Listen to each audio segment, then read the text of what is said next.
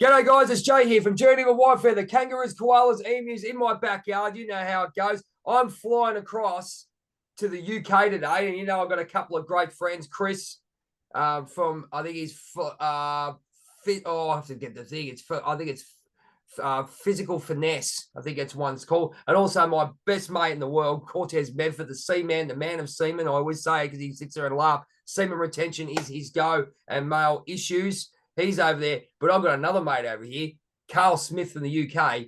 He's reached out. He wants to tell us his story because in strength and in growth becomes the greatest teacher in my belief. And we all have a lesson and we all have life experiences to give to other people because there's a lot of people on this earth who are lost, who don't have a clue what's going on and don't know where to go. But if you hear someone's story, in my belief, you have a little bit of hope and you can sort of move on to that and they can reach out, chat, and that's what it's all about, community and helping people get better.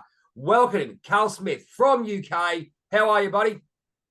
Not too bad, thank you. I'm great. I'm doing well. Fantastic. And thank you very much for reaching out and wanting to tell your story. We're going to get straight into it because we were doing the pre-show and mate was getting excited already. Tell us about your story. You wanted to start off with your younger years. And you said it's basically what you've done is built this strength of character that you want, and you want to express this to a lot of people. Tell us a little about where it all started. Tell us the Carl Smith story. Yeah, so I mean, when I was a young child, the thing is, my story goes up and down.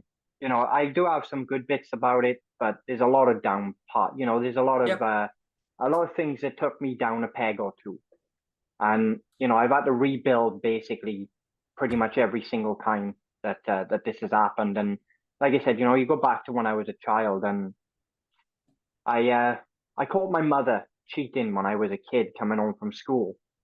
Wow. And this was basically one of the first lessons that I learned.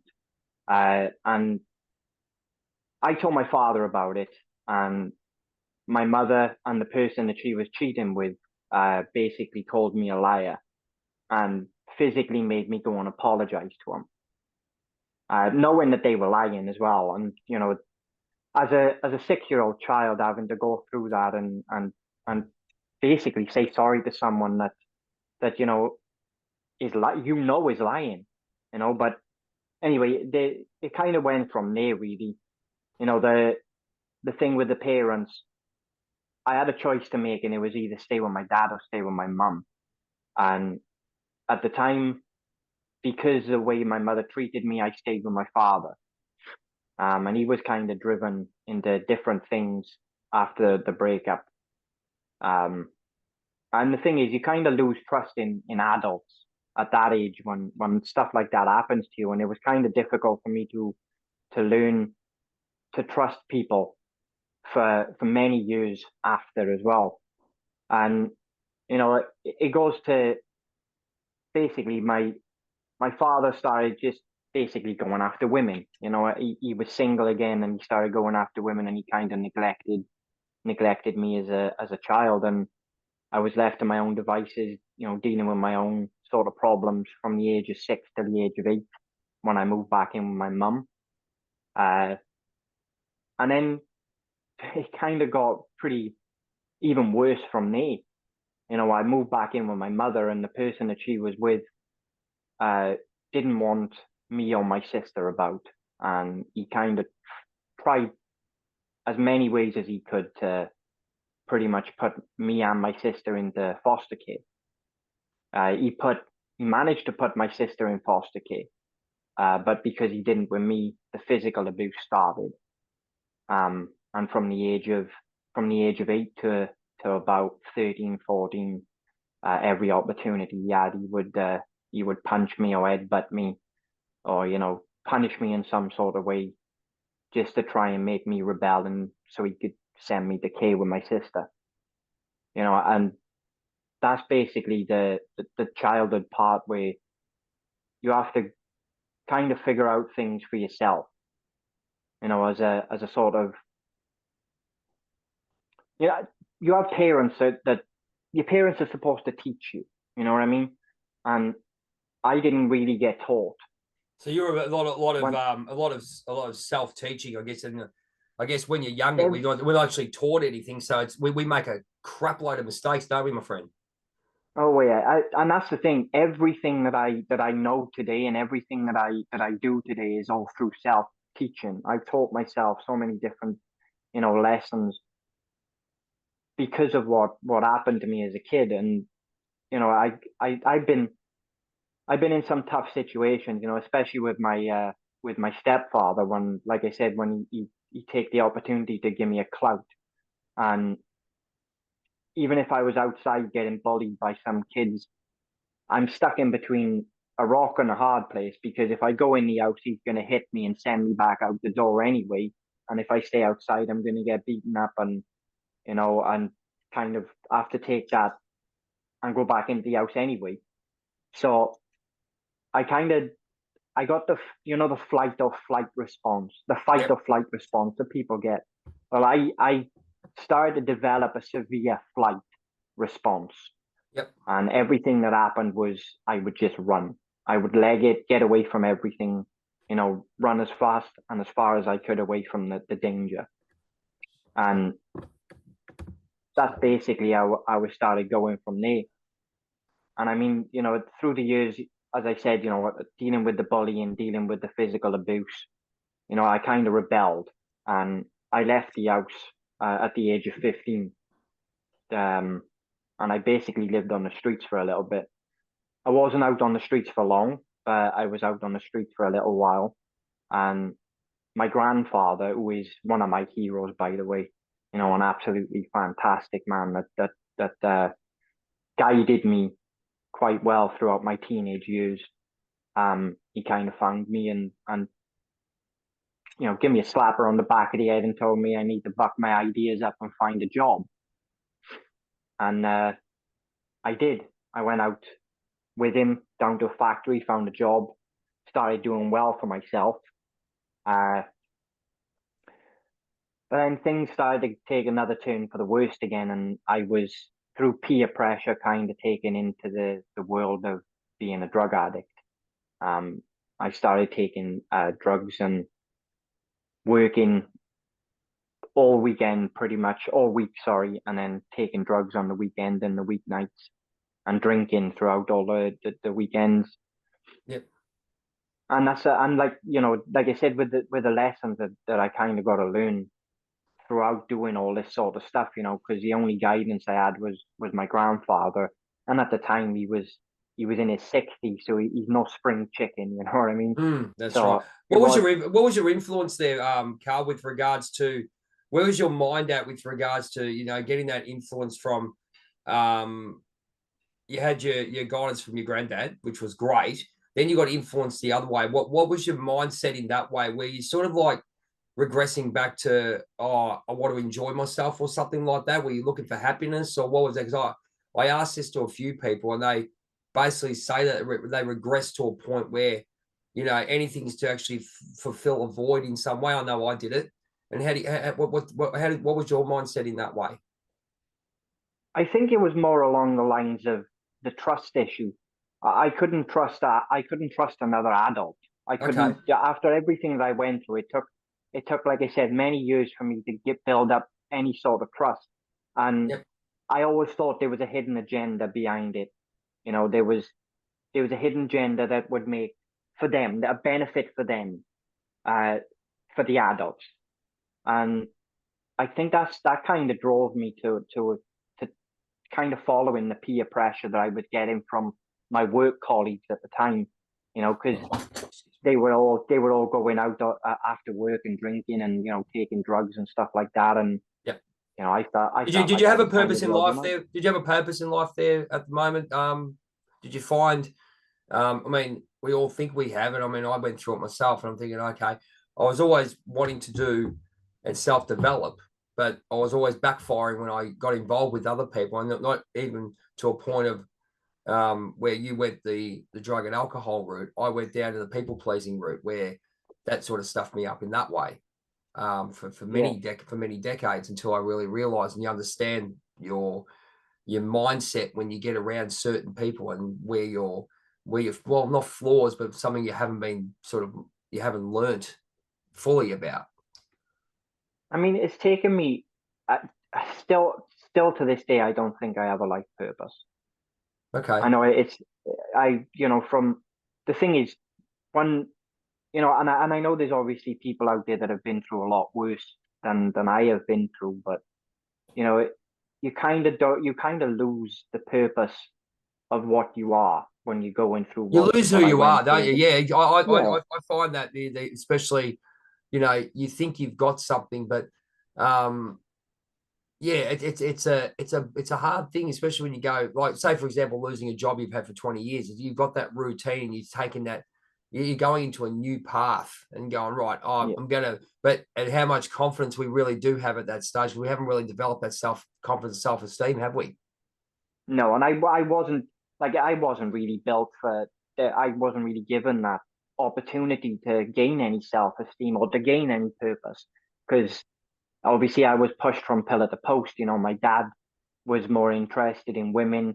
My mother was more interested in the family that she had already made with her now husband with two kids. You know what I mean? My two stepbrothers, and obviously that I kind of turned into the sheep, the one that was pushed aside and just Yeah, we all feel it just that as way sometimes, mate, don't we? Like, especially look at the Elton yeah John. You look at Elton John, the Elton John film that he did, Rocket Man. If you ever see what happened there, that was a perfect example. They reckon, oh, that didn't happen, but my belief is there's some truth behind it. If we've been through or feel that it might have been dramatized for the TV, but we know ourselves, and a lot of people out there that why do people do things to hurt what they brought into the world?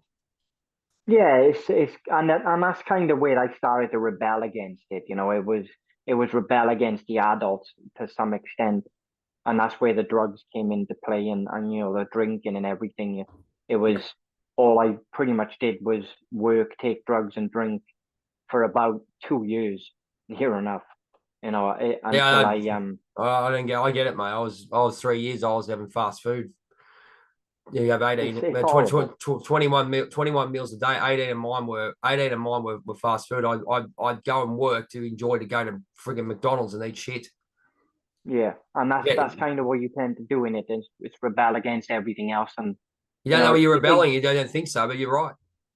yeah, and you don't really realize that you're doing it, but I suppose it gets to a point where you kind of think, hang on, take a second and take a step back, and that's where I kind of found a little bit of a purpose, and I met my ex-partner in a pub the one night, and uh, we kind of got into it, and I ended up having a daughter, and from there I sort of found a purpose, um, and That's I great. kind So of lived that's I great. lived pretty well for the next 2.5 years. I felt great. I was in a house, with my girlfriend, my daughter.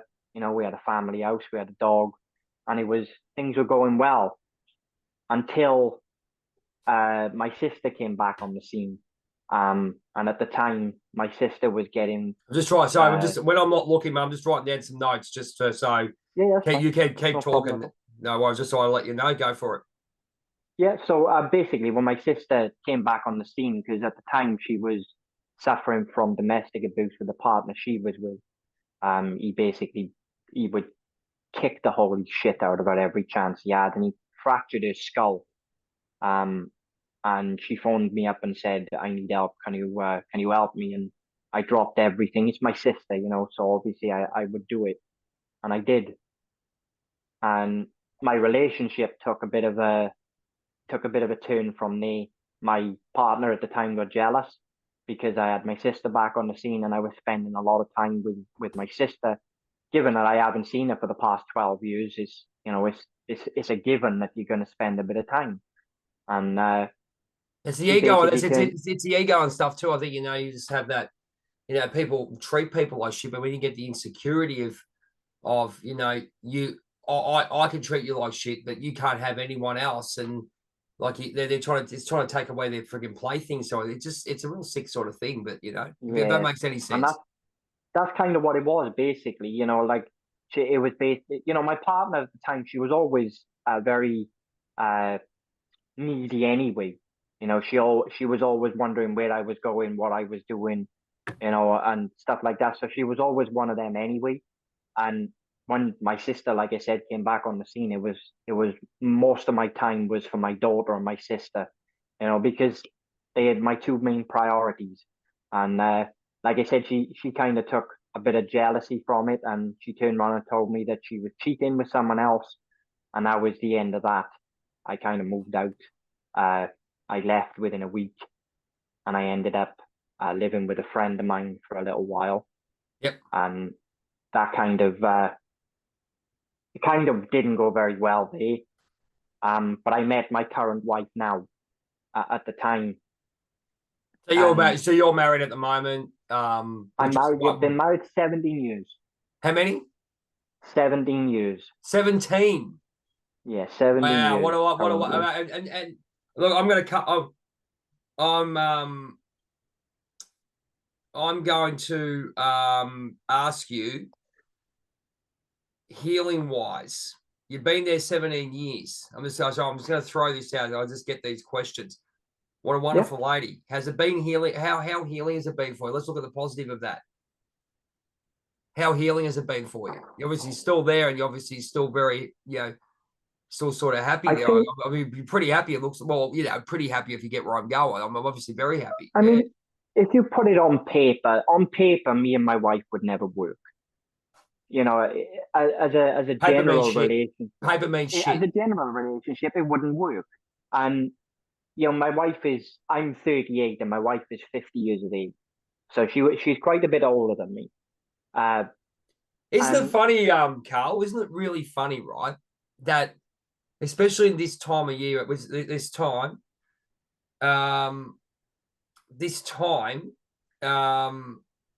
is a time where people are sort of coming together as a soul sort of connection. If you get where I'm going, you get a lot of people might be older or younger. It's a common trend, but a lot of people don't understand the deep heartfelt heart space. Is that how it feels for you? 100%, yeah. She's my kindred spirit. Fantastic. She proper is. Yeah. I got a thing where I can feel. I'm a very empathic person. I feel emotions like severely. I feel into the highest. Yeah, a bit of a white light, a bit of a white worker. Yeah, I get where you're going. Yeah, yeah. I'm glad. This is why we connected. And with the missus and the wife, she's been through some rough stuff. She's been through a really rough life herself. And I kind of felt the energy when I met her, and I think that's what drew me in. She kind of thought I was a bit of a weirdo at first because I asked her out within meeting her. Within the first 24 hours, she kind of felt a little bit taken aback and was like, "Hang on a second," You just went for it. You went for what's good, mate. I did. It's like two souls. Like I said, what you gonna do? The energy is something that I felt, and that's what kind of drew me to her. And I mean, 17 years later, and we're still going strong. We have our rough moments. My wife suffers with paranoid schizophrenia. Oh, right. Okay. Due to things that have happened in the past. Have you felt like you two have sort of balanced each other out with the healing sort of process? You've been there for each other. You sort of unjudged. It's a safe space. Like when I talk to people. I mean, I found that on my trip. That when I was talking to them, they came into a safe space and they sort of learned something about themselves. I don't know how this all works, but I'm sort of creating that safe space, that judgmental space that people can be themselves. Is that how you felt with your partner, your wife at the moment? 100%, but I've only started to feel it recently. If I'm being completely honest, I haven't given her the credit that she needs up until the past 5 years. Well, that's when it all started. This is when this transformation started. It's really funny you say that because that's when the transformation started, about 219, 220, when all that pokeroo shit happened, very funny. A lot of people say that. Really, really funny that they have that moment where everything's just changed, but then it sort of progressively goes from there. And as you said, it's only just recently. Yeah, and that's the thing. Like I weren't really given her much credit up until that point. I felt that I needed to I felt that she needed a person to guide her into becoming who she was supposed to be. Because as a kid, she didn't really have the opportunity, kind of like myself, to gain an identity. You know, certain things happened to her. I can say some things, I can't say most. But, That's okay, mate. you know, You did what you did say. It's all good. she basically she lost two children at very young age. She was only 13 at the time, and she lost two children to Gaucher's disease.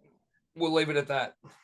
That's And weird. that, you know, and that kind of that pushed her to a certain side, and then obviously it kind of led from there. And then her two brothers committed suicide, and her father died of an heart attack, and these were in a space of 12 years.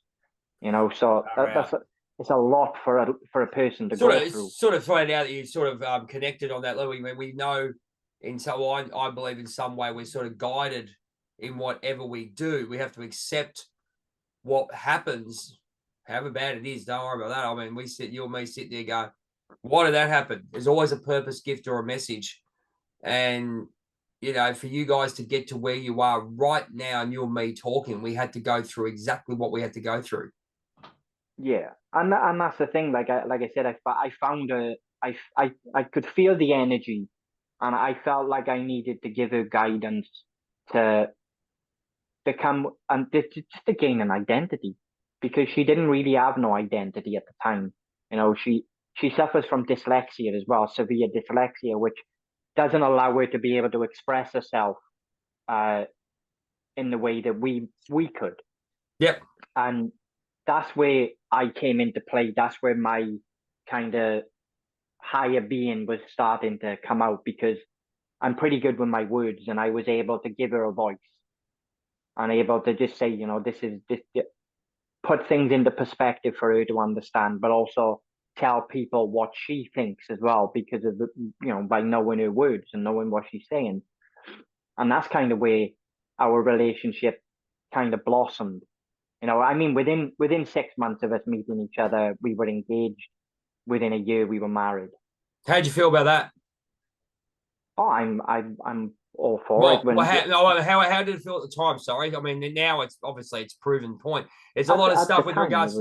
There's a lot of stuff with regards to moving too fast. I mean, that's just bloody people. But I think not having the understanding, just having the understanding of the spiritual connection in that, which we've lost a lot of. What you said within 6 to 12 months of being married wouldn't be a hassle in some ways if we understood it. But I think it's sort of like, you know what I mean? Not when it comes to me and her. Like if the reason why I say that is because I mean, it sounds like a bit of a cliche, but it was kind of like two broken souls becoming one. Okay. That's basically what it was like with me and her. You know, we were both broken from things that happened to us in our past, and when we got together, it was kind of like it completed each other. You know, we became something that we never thought we'd ever get, and it was just do it. You know, I was happy to get married to her. I was happy to, and again, like I said, you know, I've been with her 17 years now, so it's not like it was a rushed thing or anything like that. And my perspective on a relationship is not your average perspective.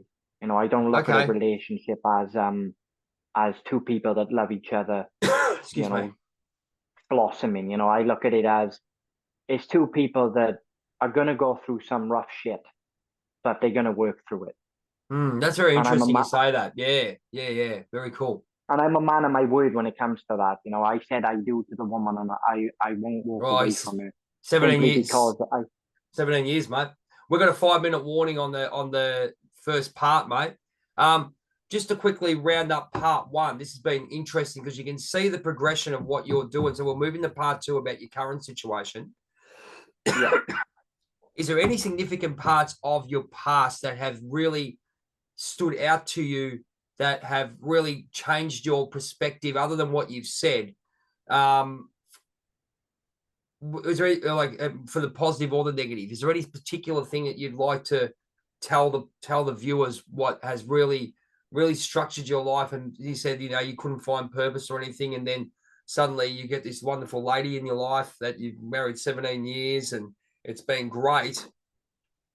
What's the message I that think that you I got? think the message is that you have to learn life lessons to some extent. You know, Yep. I don't I don't hold my parents to I don't blame them for what I for how I turned out, because I wouldn't be who I am today, and I wouldn't be able to be the person that can help the people that I've helped if I didn't go through what I went through. Yep. So I think that's where that strength of character starts to build into play. And Yep. that's where it's basically, I think you get two types of people. You get people who kind of get things given to them on a silver platter, and you get people who are given shit. Yeah, And you're not wrong, mate. You're not. Hey, that's a good analogy, eh? That's not and wrong. I mean, you have a look, and yeah. Sorry, keep going. Sorry, yeah, and I'm you're one of wrong. those people that have been given shit. And I say in some of my videos, it's not about life is kind of like a lesson. It's not about what the amount of lessons, but it's about what you learn from the lesson. And when you get to a point there, Carl, understanding we've got the emotion and the ego that really play a part in this because we live in this social world, and I know I get stuck in it. Don't get me wrong, I get stuck in it, and but I can check myself now. How did Yeah. you check yourself into saying what you just said? Because everyone goes, oh, I want to help people, but knowing the true essence, if you get where I'm going, you've got to help yourself, and which you've done. How did I you? mean, it goes pretty deep if I'm truly honest. I don't want people to go through what I've been through throughout my life. It kind of sets me in this sort of real tough emotion, because I don't want people to go through what I've been through. But for people who have been through it, I want to be able to be there to give them some sort of guidance. And this is why we're doing what we're doing on today. This is exactly why I And do that's what I do. exactly right. Yeah, it's one of those things. Fantastic. Well, part 2 is coming up, ladies and gentlemen. We're going to get into what the goals, Carl's goals. You can see, gone through stuff, and there's a lot of people out there going through exactly the same thing. But the thing is, it's connecting to the person that will help you. I mean, we've got a lot of people. We've got the Tony Robbins of the world. You got your Louise Hayes of the world, Wayne Dines of the world. Everyone, Candace Owens. Let's keep going. Dave Goggins, all those inspirational speakers. But there's people like ourselves, like as I'm doing right now with Carl, that you will connect on a personal level with. And this is why what I do. And I'm so grateful Carl has come on Journey of a Whitefeather's show, my show, to express him, and he can get his story out. Carl, where can they find you, my friend? What's the best way at the moment? Then we'll get on to part 2 very, very soon. So I do a lot of my videos on TikTok. Okay, TikTok it is. So you're on Carl, is it at Carl Smith? Is that correct? At Carl Smith 594, yeah. With this, that will be on the bottom of, as we usually do, at the bottom of the video, so you can actually go and find that. You can find that TikTok account and get on and chat to him because he's ready to go. Carl, thank you very much for part 1. Part 2 is coming up, and we look forward to getting to know the big fella from the UK, Carl Smith. Talk to you soon, ladies and gentlemen.